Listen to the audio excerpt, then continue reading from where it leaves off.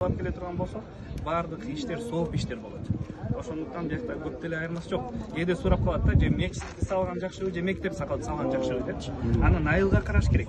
Эгер мечиттер жетиштүү болуп турган болсок, бирок мектепке муктаждык болсо, значит мектептен көбүрөөк сооп. Пайдасы. Кайсы жагына эме керектүү болсо, сол жерде көбүрөөк.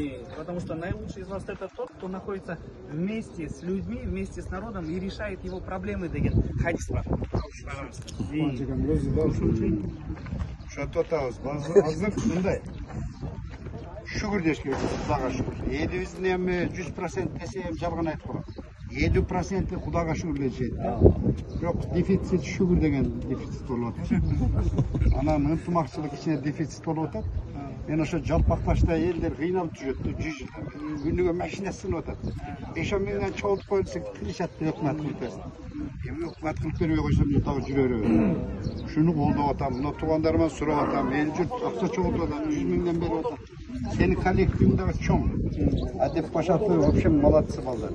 Сине ушу ака бир родинаны көтөрүп атты деп мен жакка да көңүл болуп койгон.